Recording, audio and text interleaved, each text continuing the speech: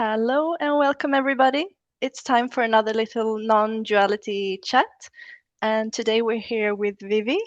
Hi. Hi, Andrea. Hi. So Thanks for nice to see having you. me. Yeah. I actually watched a lot of your videos. After I found you, I just went on a spree watching all your stuff. It's so good.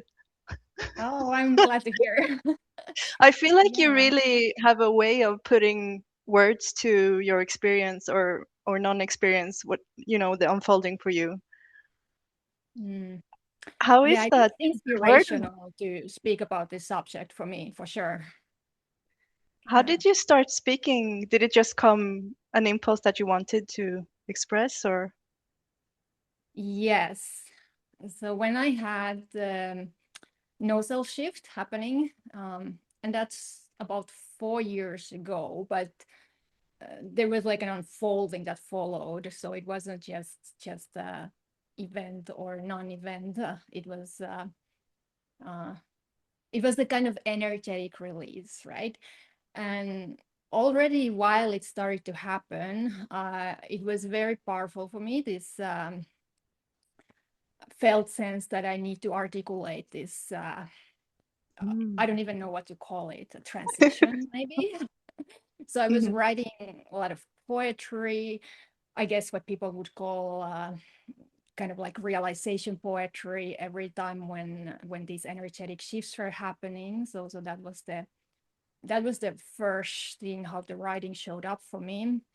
And well, generally I was writing very unfiltered, and I think anyone who would look at my writings will see that something just happened there, because like the conventional narrative self and the way of understanding reality in that way it's just not anymore to be found anywhere. So in a way it's very free flowing and kind of very non-linear and very intuitive and very direct, um, but it's coming from a place like beyond words, something like that, when I Yeah, speak that's of. what you can feel when you hear it, that place behind or where it's coming from. Yeah. Yeah, I don't understand it. Like I don't know what's going on, and fundamentally I live in this not knowing, which is like, yeah, Hmm. in many ways, if I should summarize what what this is, yeah, it's living in total not knowing, but it doesn't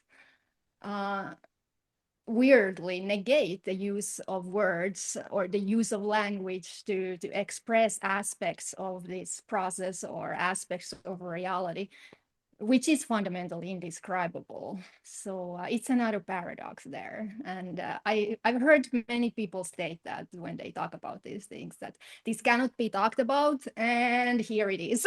I'm talking about it, you know?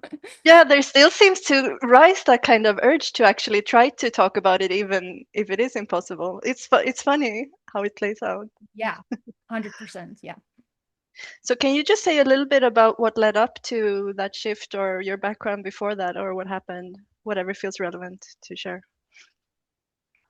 There was a process of, let me think for a moment, uh, almost a decade, I guess, at that point.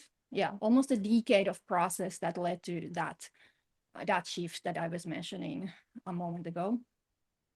And that process was initiated by a kundalini awakening that I had when I was doing a kind of solo retreat in the wilderness in 2013, and was very unexpected, sudden, and I didn't have really any understanding of what it was, even though I had been involved with spirituality and non-duality. Yet when something like that happens, it's just nothing like the mind can comprehend.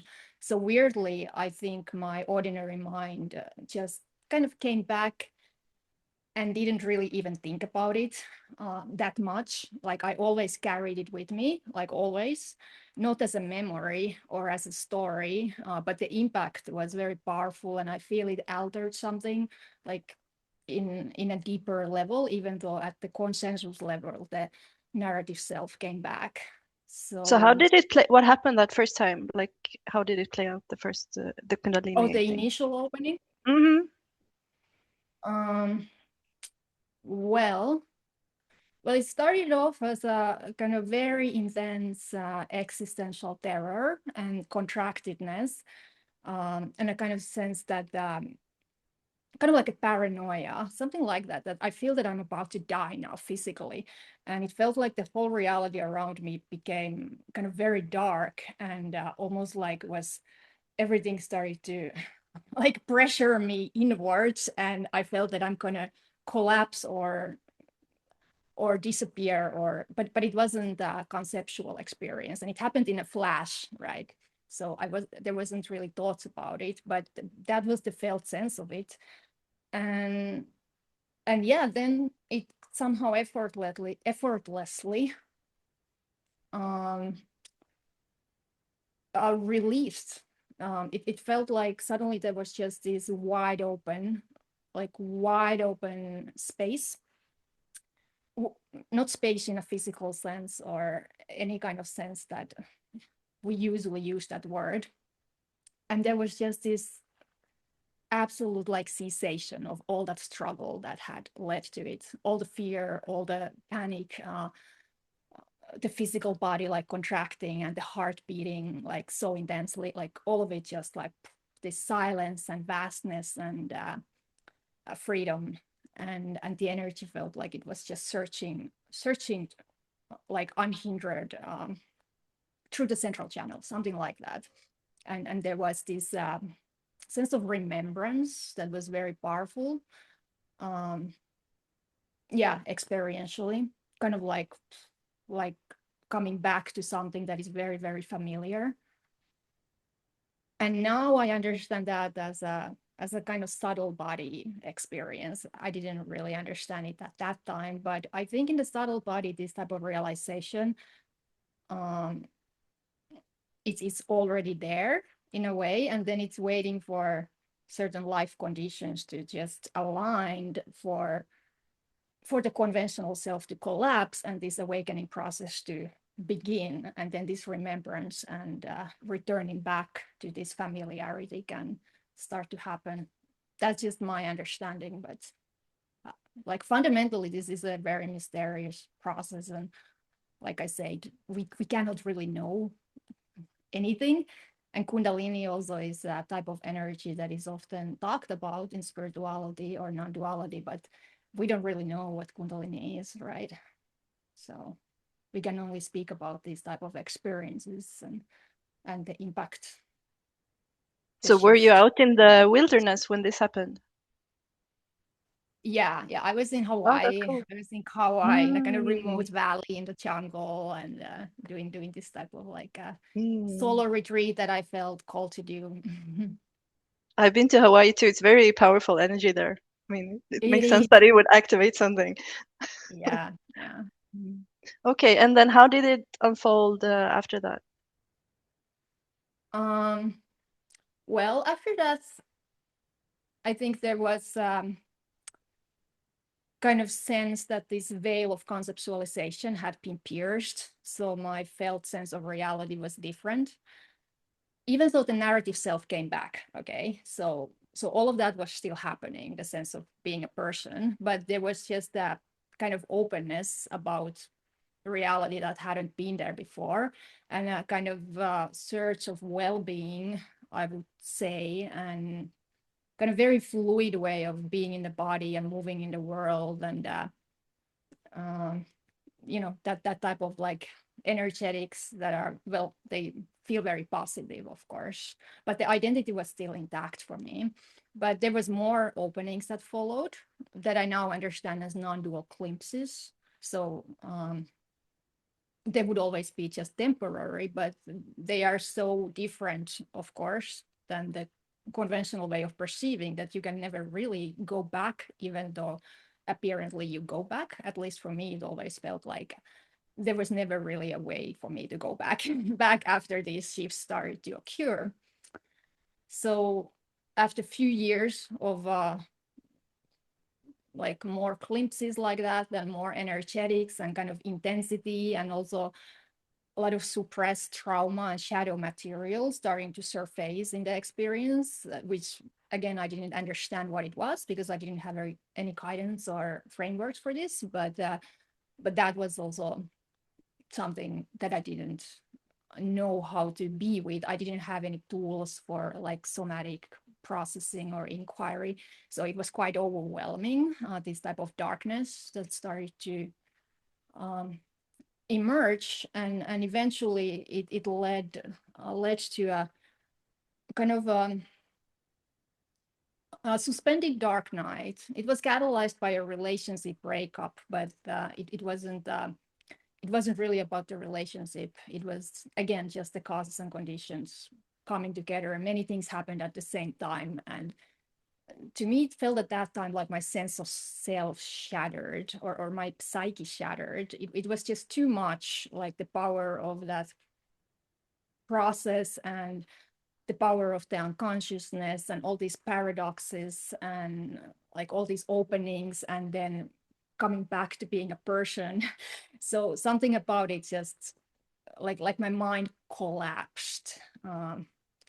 And yeah, then I had this, it was almost like 4 years, I think, the dark night was very difficult Wow, for me. intense. Mm. Yeah.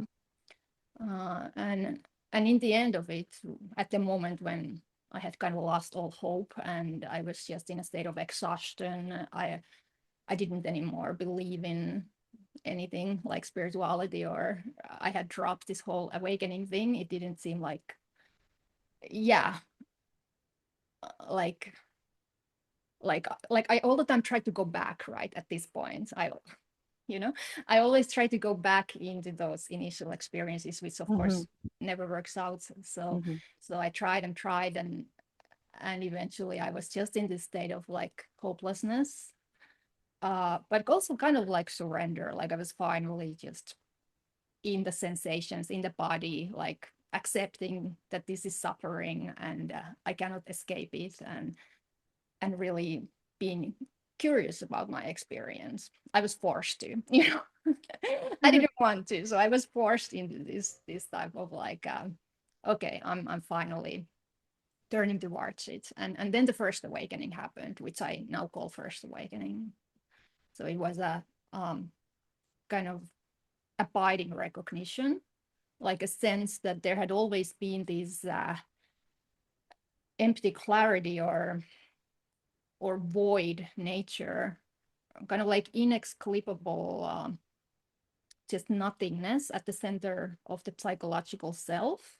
And somehow this whole collapse had forced me to go there. And then the last, so to speak, step was kind of like stepping into it, realizing, oh my God, I've been avoiding this my whole life. And I never came back from that emptiness. So that I never returned, so to speak. So it's not an experience, and there was no words when it was happened. It took me at least half a year to even call it in terms of awakening, because it was so different from those powerful non-dual experiences and openings. This wasn't Interesting. Yeah. really experiential at all. It was simply just a, yeah, cessation, I guess. Yeah. But what Mm-hmm. ceased obviously never was there. So I can't really explain it. Mm-hmm. Yeah. When you went through the seeking phase, did you like do any practices, or you were like consciously working towards awakening, or I did some before that? practices. Yeah, I would have some meditation practices. I was at that time interested in the Kashmir Shaivism, because that appeared to provide a kind of framework for this type of Kundalini awakening, and I really like those type of meditative practices that um, that was part of that tradition. But I wasn't practicing super intensely. Like I resonated very deeply with Mahamudra instructions already at that time. I was just found them, and like Tilopa's 6 words of advice. Uh, I'm not familiar with that tradition, yeah, but well, it's basically saying something like, don't think about what's happening, don't recall, like don't process past through thinking, don't project, so don't. think about future, don't analyze, like don't examine the experience conceptually, don't try to make anything happen or don't control, and then rest, just relax. So for me, that was like extremely intriguing because it's saying all these things basically like just stop, stop, stop, stop, like all these kind of core mental activities. And then it says, and just relax, just do nothing. So it was a very different type of practice that I like learned prior to that, which was all about more like entering in a specific type of states of formlessness, I guess, through meditation, and entering in a kind of deep void like experiences, but they would always be temporary kind of meditative states. So these type of Mahamudra instructions are very different, right? Because they are not about going into any kind of states, and they also are targeting that very sense of doership or practitioner that is trying to make something happen or trying to control the experience or even do inquiry, because this type of practice is saying like, yeah, don't examine, like stop. I remember when I heard you talk about your experience before, and you said that right before the shift happened, you came to a point where you felt like this complete failure or something. Can you say something about that? Because I thought that was so good when you talked about Yes.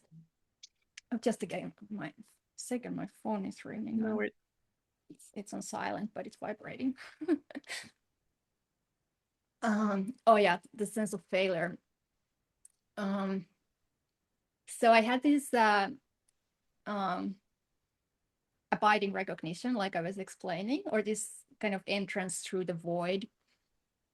And for me, it's I've been calling it first awakening because I don't really know what else to call it, but it wasn't like a gensho or awakening like it's often discussed in non-duality, that you recognize that I'm consciousness and everything is consciousness, something like that. For me, it was like I said, it was like stepping into this void at the center of separate self, and the I never returned, something like that. And as a result, there was this kind of very powerful centralizing force that appeared, kind of like a concentration, because it was like, okay, now I've entered in some kind of transition or passage, it appeared like.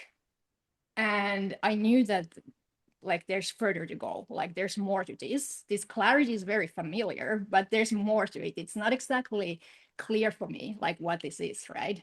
But I'm here, I'm in it, and now I need to invest my everything in this. And because I've already kind of lost everything in my life, right? I went through this dark night, and exterior wise I lost like all the things that had mattered to me, like relationship and like on my living situation that I have been attached to, and these kind of things. So I was like, I'm fine, like investing everything in this, even if it means at the cost of losing even like whatever I had left, meaning like physical life or something like that. So it was very powerful, that sense of like self-giving or self-offering. And again, the familiarity was there. It felt like, okay, this has happened like before. I know what this is. I know exactly what this is. I know where this is going, even though I don't know at all like anything. Mm-hmm. So it kind of feels like you are proceeding purely by instinct, so you don't really see anything, but like you know where this is going in a way, Mm-hmm. something like that. Wow. And so for 2 years I was living in this type of state that was quite like powerful, right? Because it's like all the energy, all my like life force was really um directed for this.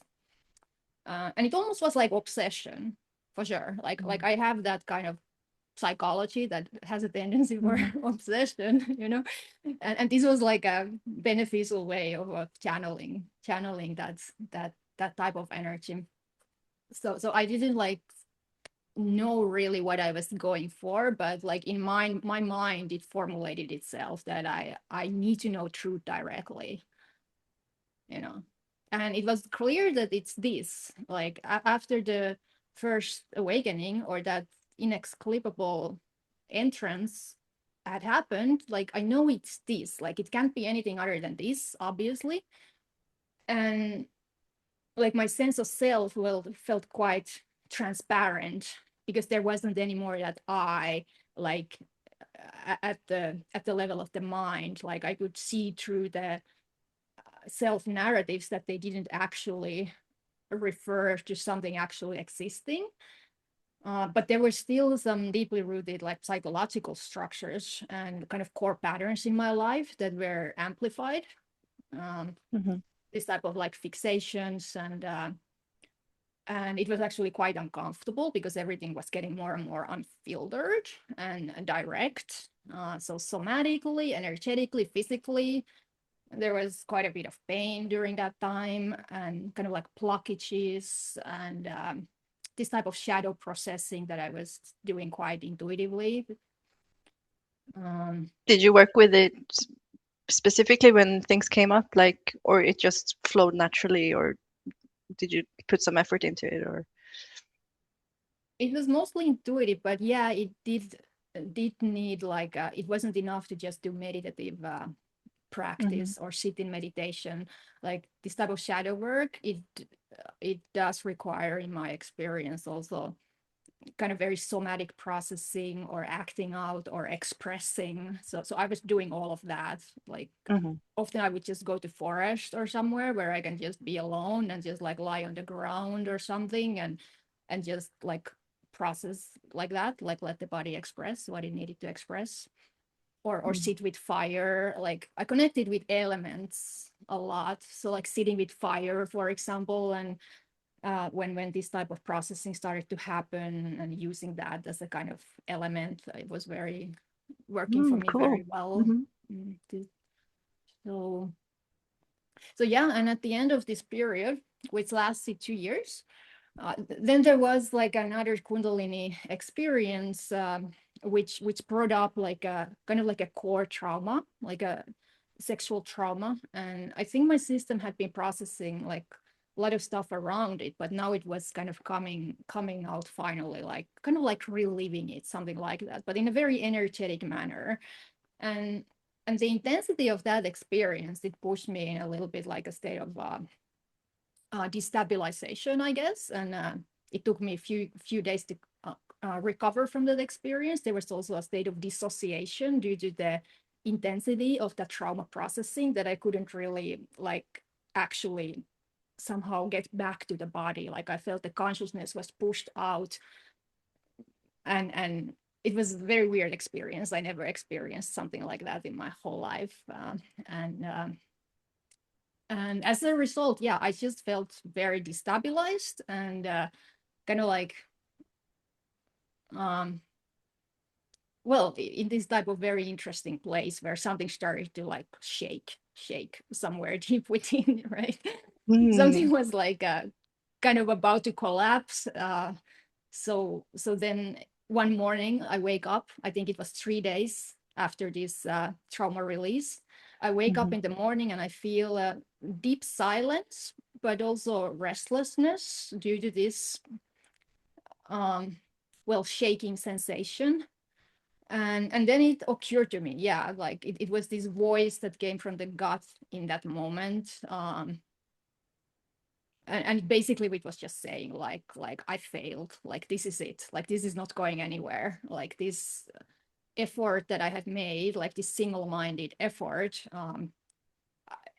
it was like this total sense, like I can't do this anymore, I can't this failed, I failed, something like that.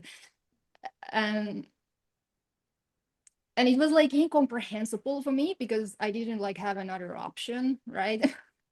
So it was again that type of paradox. I was like, no, it's not possible, and at the same time I was, no, this is the truth, like this failure. So in that moment, I just ended up sitting down in meditation because I was doing that in the morning. So it was just purely out of habit and routine in that moment.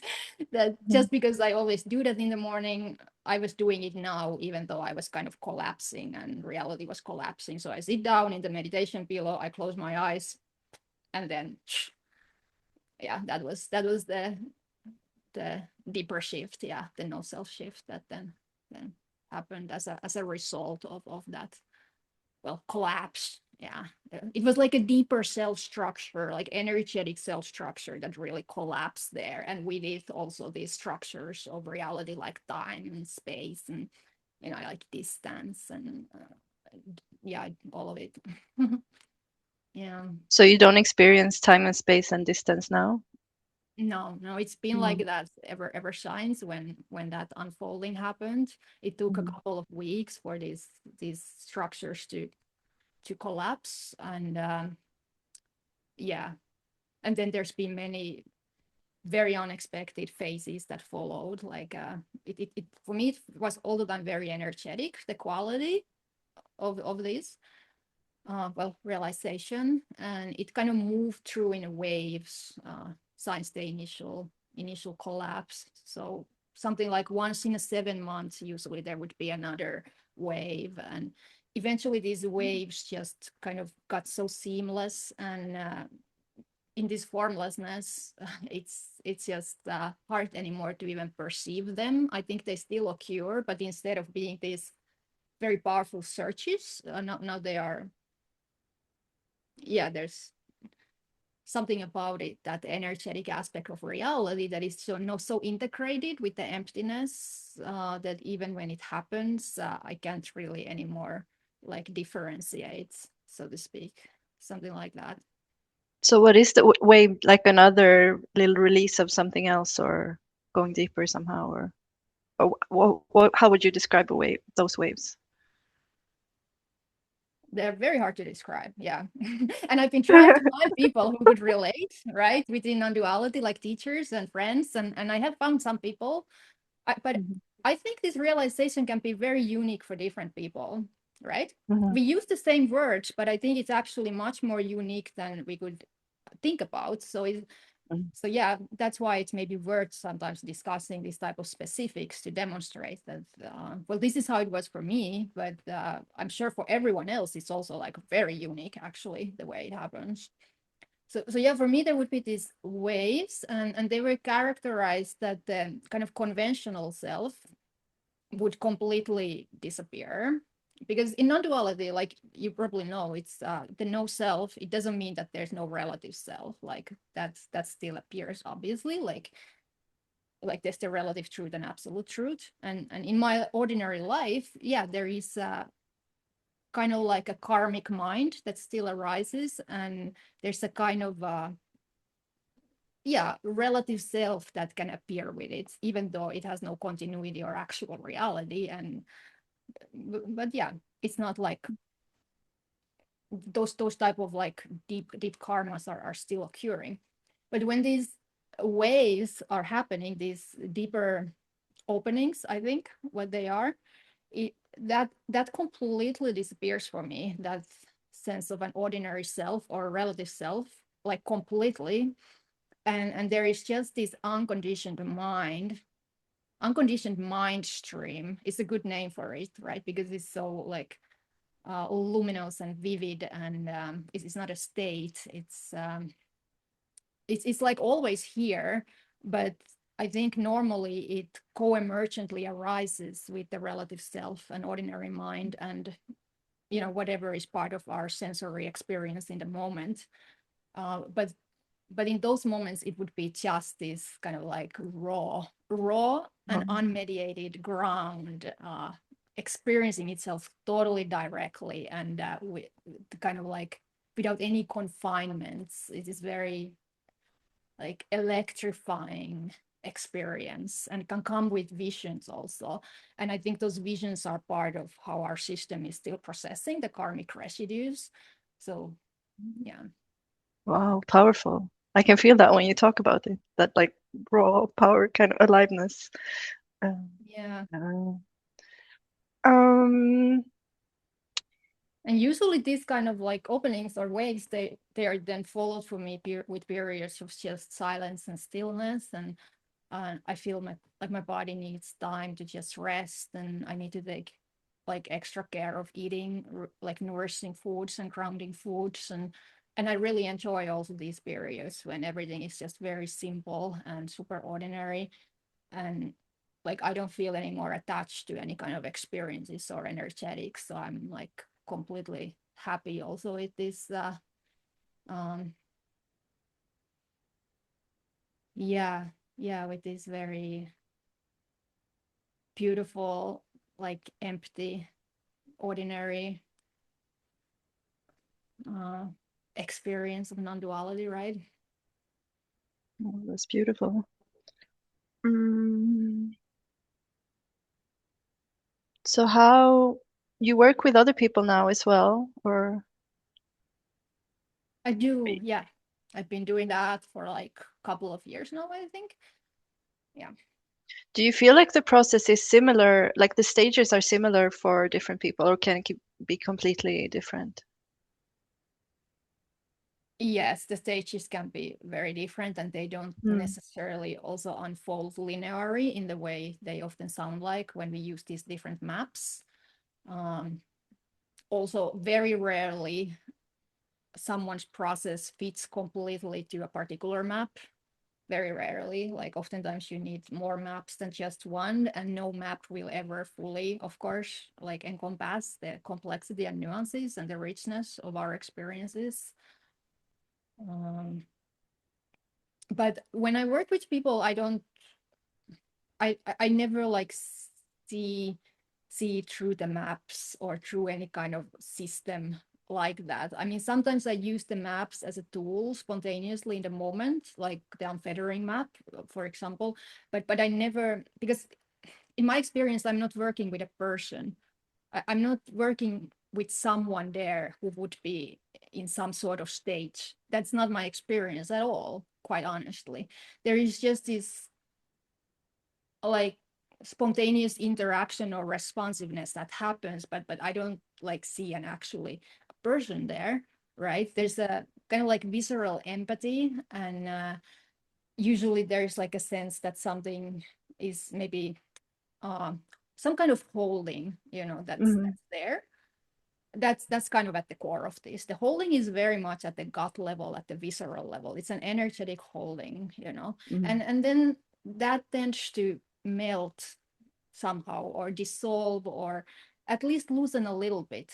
But at the Mm. conscious level, it can be a discussion. We can talk about all kind of things, but from my experience, what's essential is that something seems to uh,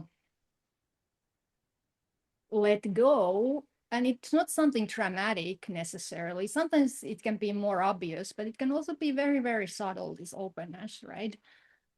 So that's what I feel. I feel that there is Mm. just this functioning in this space, which, and the space is not fixating, the space is liberating.